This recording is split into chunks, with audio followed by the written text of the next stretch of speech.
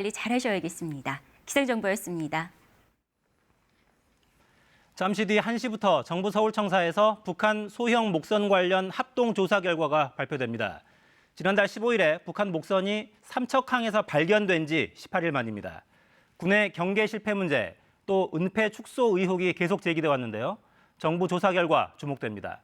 통일외교부 윤보미 기자 나와 있습니다.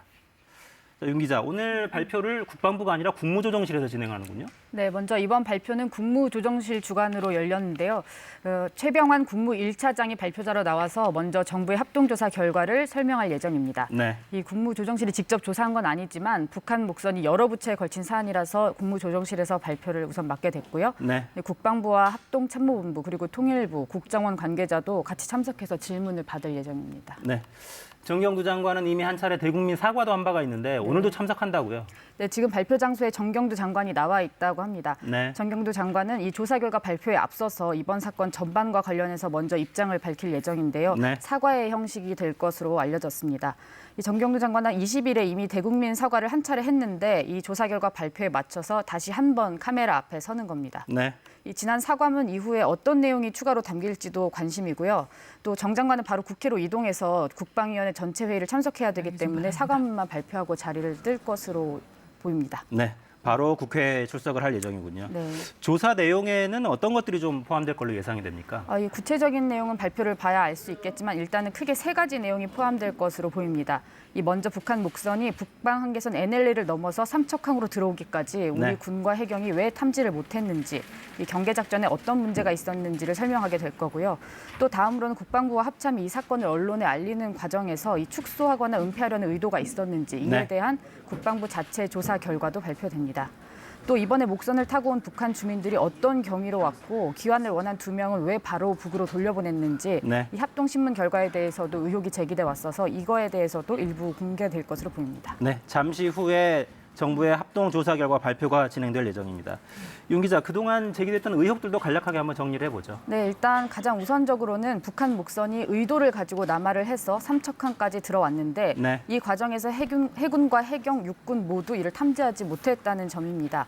이 정경두 장관도 앞서서 경계작전 실패라고 규정을 했었고요. 네. 그래서 이제 해상과 해안 경계에 어떤 문제가 있었는지 오늘 발표될 걸로 보입니다.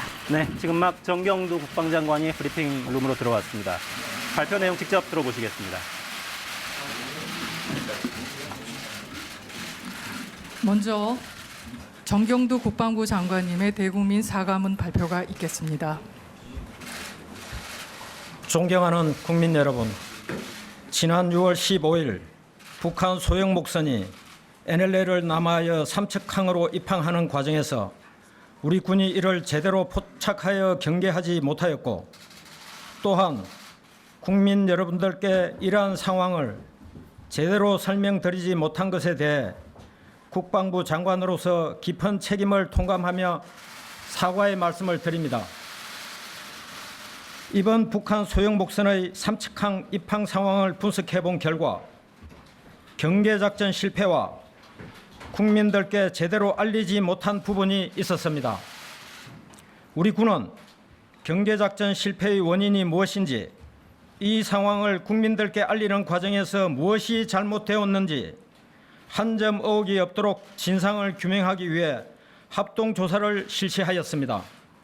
합동조사단은 국방부 감사관을 단장으로 조사본부 수사요원과 작전 분야 관계자를 포함하여 30여 명으로 편성하였으며 해상, 해안 경계작전과 상황보고 실태, 언론 설명 과정 등에 대해 철저하게 조사하였습니다. 합동조사단의 조사 결과 우리 군의 경계작전에 문제가 있었음을 확인하였습니다. 경계작전 실패는 어떠한 경우에도 용납될 수 없는 중대한 과오입니다. 따라서 관련자들을 법과 규정에 따라 엄중 문책하기로 하였습니다.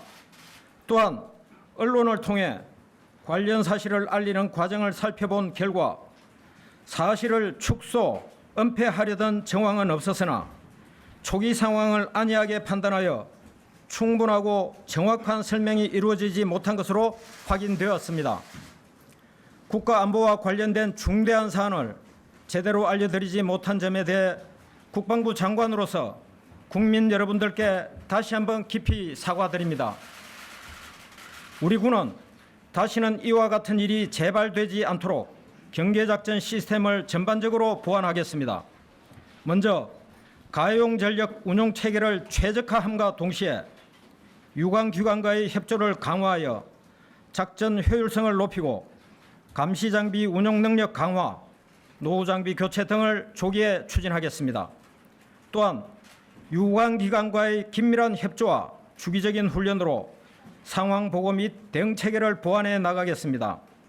아울러 앞으로는 이와 같은 상황에 대해 국민 여러분들께서 조금의 의구심도 갖지 않으시도록 보다 진실되고 성실한 자세로 알려드리도록 하겠습니다.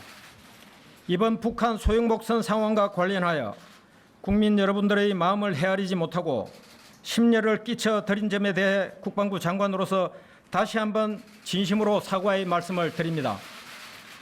우리 군에 대한 질책을 가슴 깊이 새겨 환골탈태하는 군의 모습을 보여드릴 것을 약속드리며 국민 여러분들께서 따뜻한 관심과 성원을 계속 보내주실 것을 부탁드립니다. 이상으로 정경도 국방부 장관님의 대국민 사과문 발표를 마치겠습니다.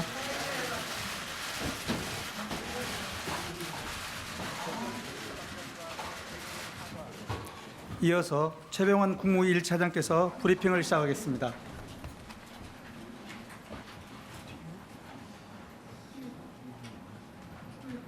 배석하시는 분들께서는 단상으로 올라와 주시기 바랍니다.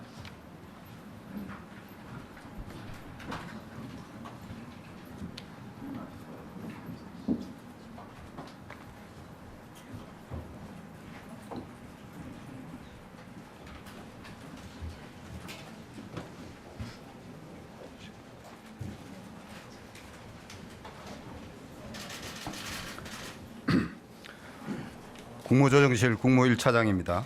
지난 6월 15일 발생한 북한 소형목선 상황에 대한 정부 합동 브리핑을 시작하겠습니다.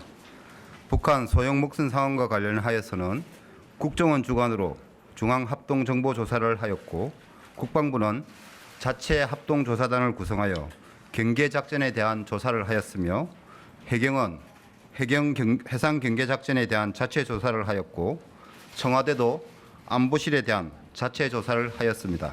오늘 브리핑은 중앙합동정보조사 결과에 따른 북한 소형목선 이동 경과 및 주요 확인 사항을 먼저 설명드리고 경계작전과 관련한 현장 조사 결과, 은폐, 축소 의혹에 대한 조사 결과, 그리고 보안 대책과 후속 조치 순으로 설명드리겠습니다. 먼저 북한 소형목선의 이동 경과 및 주요 확인 사항입니다.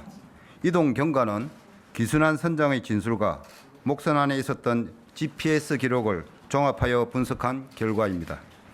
북한 소형목선은 6월 8일 21시경 함경북도 경성군 집산포구에서 대기하다 6월 9일 00시 00분에 선단을 이뤄 항해를 시작했고 10일 15시경 의장에 도착하여 이틀간 조업을 했으며 12일 07시 30분경 NLL을 향해 항해를 시작하여 12일 밤과 13일 새벽 사이에 NLL을 통과한 것으로 추정됩니다. 이후 13일 07시경부터 육지를 향해 항해를 시작하여 13일 밤 울릉도에서 30 내지 40마일 떨어진 해상에 도착하였고 파도가 높아 물닷을 내리고 휴식을 취한 후 14일 아침 다시 출발하여 밤 21시경 육지로부터 1.8해리 지점에 도착. 야간에 접안을 하면 암초에 부딪힐 것을 우려하여 물닷을 내리고 휴식을 취한 후 15일 06시 20분경 삼척항에 입항하였습니다. 총 이동 거리는 약 700km이며 이동 경로와 관련된 GPS 기록은 4곳입니다. 주요 확인 사항으로 선박의 재원에 대해서는 길이 10m, 폭 2.5m, 높이 1m, 무게 1.8톤이며 28마력 엔진을 장착하였고 최고 속력은 6에서 7노트 정도입니다. 발견 당시 적재 물품으로는 그물 5개, 부표 1개, 연료통 6개, 통신기 1대, GPS 플로터 1개, 노 1개, 삿대 2개, 예비 크류 1개, 치사도구 9종, 식재료 및 음식물 49.3kg 등입니다. 먼저 6월 15일 새벽 해상으로부터 삼척항에 입항한 경위입니다.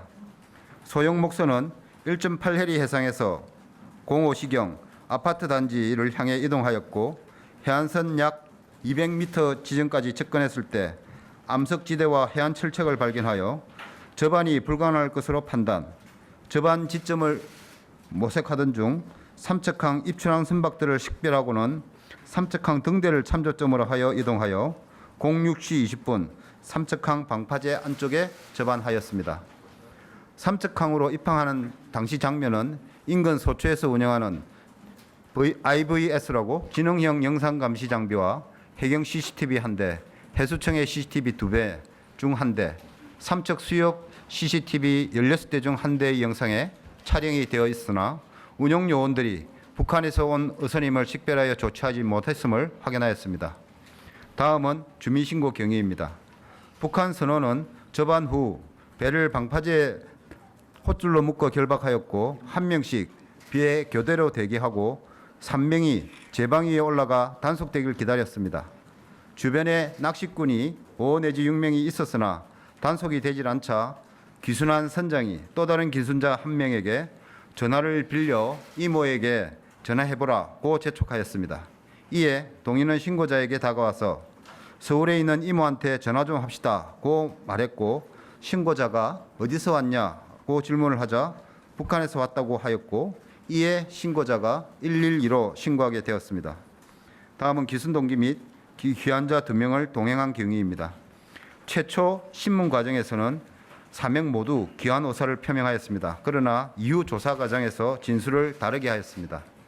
먼저 귀순자 2명은 최초 출항 시부터 귀순 의도를 갖고 있었으며 선장인 귀순자 1명은 생활고 및 가정 불화가 있었다고 진술하였습니다. 또 다른 귀순자 1명은 한국 내 이모를 찾아 육상 탈북을 시도하다 체포된 전력으로 수감 생활을 한 바 있으며 한국 영화 시청 혐의로 조사 및 처벌을 받을 것을 두려워해 이번에 재차 해상을 통한 한국행을 결심한 것으로 진술하였습니다. 북한에서는 의로 작업 시 최소 3명 이상이 배에 승선해야 하고 통상적으로는 4명이 승선한다는 점 때문에 귀환자 2명은 귀순자 선장이 추가 선발한 것이며 이들은 최초 귀순 의도를 모르고 출항한 것으로 진술하였습니다. 이후 귀환자 1명이 GPS를 확인하고 NLL 월선 사실을 인지한 후 귀환자 2명은 돌아갈 것을 주장하며 선장과 의사 충돌이 있었으나 선장이 이 배는 내 배니까 가고 싶으면 내려서 걸어가라고 하자 선장의 배이고 바다에서 별다른 방법이 없어 마지못해 일단 가보자 하는 마음으로 순응한 것으로 진술하였습니다. 다음은 북한 선원 4명이 최초 출동한 해경에게 표류했다 하고 거짓말을 하게 된 경위에 대해 설명드리겠습니다. 조사 결과 6월 14일 21시경 1.8해리 지점에 도착 후 대기 시 의도적으로 왔다고 하면 가족들에게 피해가 간다는 생각으로 기관이 고장나고 기름도 떨어져서 가장 가까운 곳으로 왔다고 하기로 합의하였고 표류를 가장하기 위해 얼마가량의 유리를 바다에 버리고 입항하였으며 출항 일자도 사실대로 말하면 한국에 도착한 것이 너무 빠르다. 그러니 6월 5일로 하자고 합의했다고 진술하였습니다. 다음은 북한 선원 2명이 귀환 의사를 번복한 경위에 대해 설명드리겠습니다. 선장은 귀순 의사를 처음부터 밝히면 한국 언론을 통해 귀순 사실이 즉각 알려져서 북에 있는 가족들에게 피해가 갈 것을 우려하여 동료들과 사전에 토의한 대로 기관 고장으로 표류해 왔다고 최초 진술하였으나 이후 실제 송환되는 것에 두려움을 느껴 귀순 의사를 표시한 것입니다. 또 다른 귀순자 1명은 선장이 솔직하게 다 말했다라는 조사관의 말을 듣고 최초 북으로 귀환하겠다 하는 진술을 번복하여 귀순 의사를 표시하였습니다. 다음은 장거리 이동간 연료 보충 및 배에 어획물이 없는 사실과 관련하여 확인한 결과입니다. 6월 9일 출항 시에는 250kg의 유리를 적재하였고 2회에 걸쳐 의장에서 잡은 오징어 약 110kg을 인근의 상선에 넘기고 유류 60kg과 식료품, 화폐를 받은 것으로 진술하였습니다. 소형 목선의 연비가 약 4.1km입니다. 고려시 출발지에서 의장을 거쳐 삼척항까지 운항하기에는 충분했던 것으로 판단됩니다.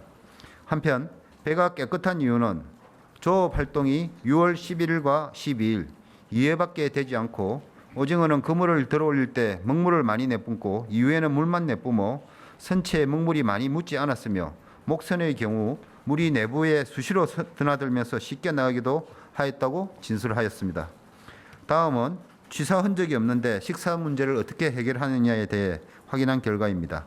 이들은 항해 중 선상에서 밥을 지어 끼니를 해결하였다고 진술하였고 실제로 삼척항 입항 당시 선박에는 그릇, 냄비, 가스넘버, 수저 등 시사도구와 쌀 28.8kg, 감자 4.1kg, 양배추 6.1kg 등 식재료 39kg과 김치찌개, 멸치조림 등 남은 음식물 10.3kg을 합쳐 총 49.3kg이 남아있는 것을 확인하였습니다. 다음은 목선 내 그물 수량 및 상태, 목선에 전등이 없는 것과 관련한 경위입니다. 그물은 최초 15대를 갖고 출항했고 그중 10대를 사용하다 2대는 그물이 엉켜서 절단해버렸고 6월 13일 울릉도 인근에서 배수펌프 고장으로 물을 빼내는 과정에서 작업에 방해가 되어 사용했던 그물 모두를 바다에 버려 배 안에는 사용하지 않은 그물 5대만 남은 것으로 진술하였습니다. 또한 동목선은 오징어를 채낚기 방법이 아닌 자망을 투망하여 걷어올리는 방법으로 조업을 하기 때문에 전등은 필요 없는 것으로 확인하였습니다. 다음은 GPS 좌표 기록 및 작동 경위로서 선장은 항해 과정에서 의장 위치, 직결지 등 좌표 8개를 GPS에 입력하였는데 잘못 입력한 좌표 1개, 중복된 좌표 2개, 이동 경로와 관련 없는 좌표 1개를 제외하면 남하 경로와 관련된 좌표는 총 4개로 확인되었습니다. NLL을 월선한 이후에는 입력된 좌표가 없는데 이는 만일의 경우 귀북할 것을 우려하여 좌표를 저장하지 않았기 때문이라고 진술하였습니다. 한편 북어선 GPS 내부 메모리에 항적 데이터 존재 여부 확인을 위해서 국립과학수사연구원에서 추가 조사를 할 예정입니다. 다음은 선원들 복장과 관련한 의문점을 확인한 결과입니다. 2명이 군복을 착용하였는데 북한에서는 군복을 작업복으로 입는 경우가 빈번하며 기순한 선장은 친구로부터 받은 군복이고 기한자 1명은 과거 군 복무 시 입었던 군복이라고 진술하였습니다. 또한 얼룩무늬 군복은 과거 특수부대에 지급되었던 것이나 2015년부터는 전방부대부터 보급되어 있고 북한 내 시장에서도 작업복으로 유통되고 있는 상황입니다. 선장과 선원들의 복장이 비교적 깨끗한 이유는 조업이 2회에 불과했기 때문입니다. 특히 인민복을 착용한 경위는 출항일 전 선장이 함께 탈북하기로 계획한 선원의 출항 금열에 대비하여 출항일에 깨끗한 옷을 입고 오라고 시켰고 이에 선원이 가장 깨끗한 옷이 인민복이라고 생각을 해 이를 입고 승선하였다고 진술하였습니다. 또한 승선 이후에는 따로 챙겨온 작업복으로 바꿔 입었고 선원이 젖은 작업복을 말리다 바람에 날려 분실하여 벼슬 걸치고 있자 삼척항에 입항 전 선장이 선원에게 행색이 초라하니 출항 시 입고 온 인민복으로 갈아입으라고 지시하였다고 진술하였습니다. 또한 방한복은 해상 조업 시 추위에 대비하기 위한 것이었습니다. 다음은 대공 혐의점에 대해 설명드리겠습니다. 위에서 설명드린 재반 사항을 종합적으로 볼 때 대공 혐의점은 없는 것으로 판단하였습니다. 이들이 타고 온 배는 중국산 28마력의 저출력 엔진 1개만 장착한 소형 목선으로서 간접선에 비해 성능이 현저히 떨어져 해상 침투나 도주에 적합하지 않습니다. 참고로 과거 적발한 간접선의 경우에는 통상 독일제 또는 일제 200 내지 300마력의 주 엔진과 예비 엔진 1개를 포함한 엔진 2~3개를 장착하는 등 침투나 도주에 적합한 성능을 보유하고 있었습니다. 또한 북한선은 4명 모두 특수훈련을 받은 신체적 특징이 없었으며 무기 및 간첩 통신 장비 등 특이한 물품도 발견되지 않았습니다. 일각에서 제기된 무기와 통신 장비를 해상에 투기했을 개연성과 관련해서는 침투 간첩이 이를 소지하는 이유가 국내에 침투 후 사용하기 위함을 고려할 때 가능성이 없는 것으로 판단하였습니다. 다음은 북한에 송환한 2명을 2시간 만에 부실 조사하고 송환하였다는 의혹에 대한 내용을 설명드리겠습니다.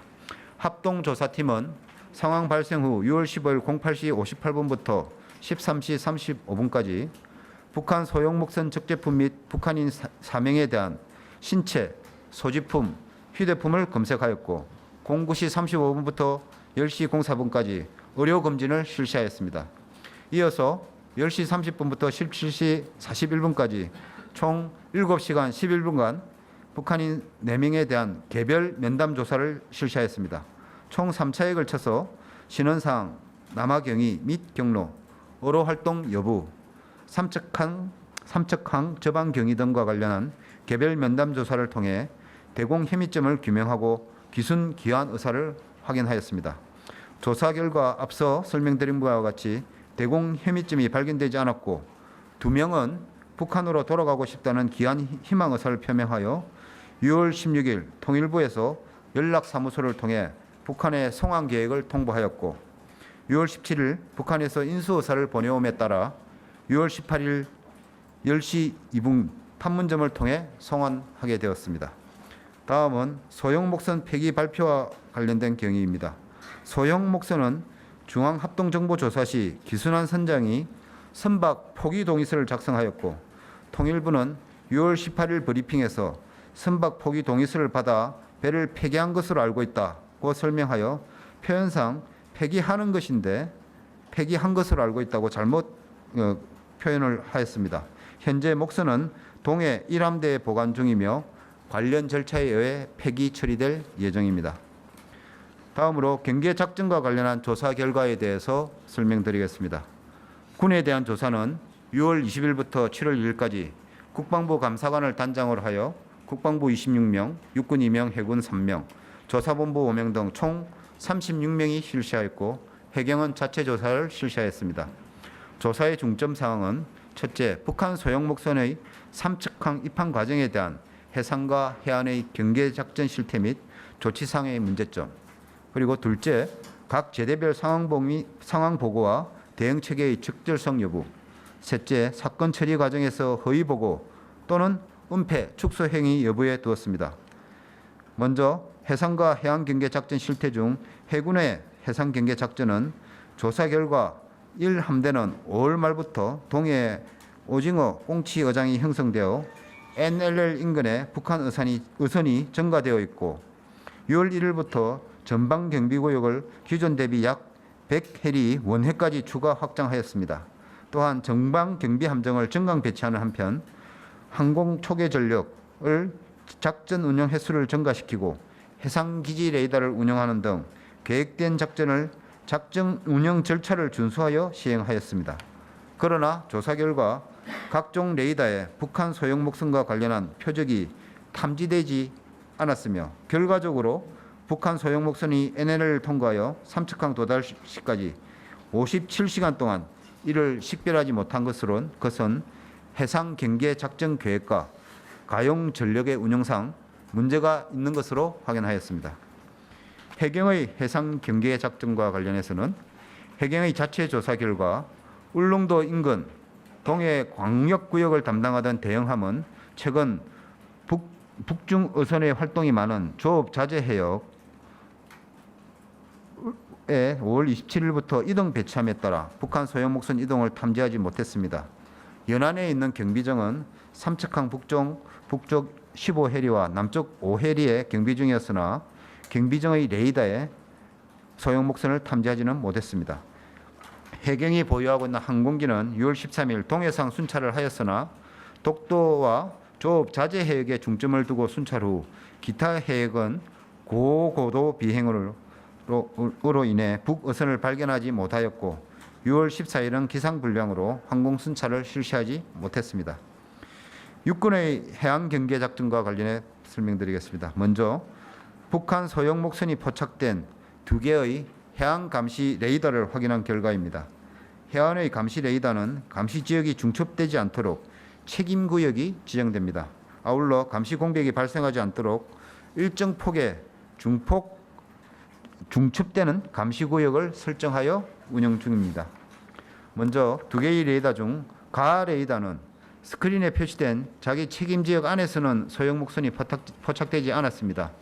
6월 14일 19시 18분부터 20시 15분까지 북한 소형 목선으로 추정되는 의심 표적이 인접 레이더 기지인 나 레이더 책임구역에 포착되었으나 당시 운용 요원은 자기 책임구역에 집중하느라 이를 인식하지 못했습니다.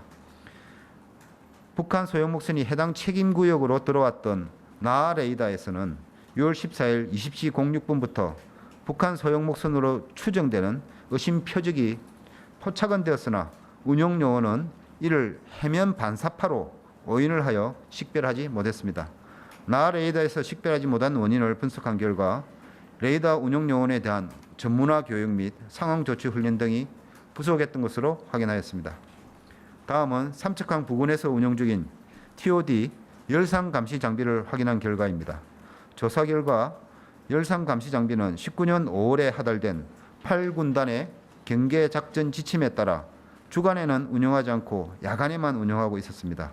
또한 야간에도 17년 11월에 하달된 8군단 해양감시 장비 최적화 운용 지침에 따라 해상을 감시하지 않고 삼척항 인근 지역의 수재선, 해안과 바다가 만나는 선을 수재선이라고 합니다. 수재선을 집중 감시하였습니다. 따라서 북한 소형 목선이 해상에서 대기 및 이동하던 야간에는 TOD가 수재선 지역을 집중 감시하고 있었고 삼척항으로 이동하던 시간에는 TOD를 운용하지 않았습니다. 다음은 IVS라고 삼척항 부근에 있는 지능형 영상 감시 시스템 영상을 통해 확인한 결과입니다. 조사 결과 지능형 영상 감시 시스템은 레이더 및 TOD의 사각 지역과 수재선 일대의 침투 예상 지역을 감시하는 개념으로 운영하고 있으며 6월 15일 06시 15분경 수재선 감시 중 북한 소형 목선이 삼척항으로 진입하는 장면이 약 1 내지 2조씩 2회 촬영되었으나 영상 감시 운영 요원은 이를 단순 낚싯배로 판단하였습니다. 다음은 해당 소초의 경계 인원에 의한 삼척항 일대 수재선 정밀 정찰 시 북한 소형 목선을 발견하지 못한 경위를 파악한 결과입니다.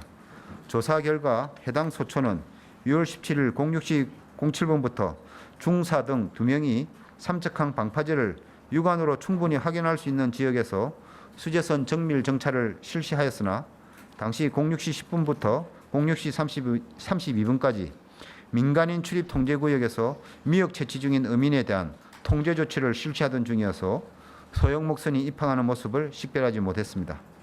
이상을 종합해 볼 때 해안 경계 작전은 레이더와 지능형 영사 감시 시스템에 포착된 소형 목선을 주의 깊게 식별하지 못했고 주간 및 야간 감시 성능이 우수한 열상 감시 장비 TOD를 효과적으로 운영하지 못해 해안 감시에 공백이 발생한 것으로 확인하였습니다.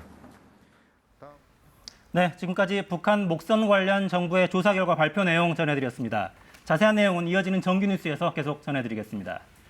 특집 KBS 뉴스 마칩니다. 시청해 주셔서 고맙습니다.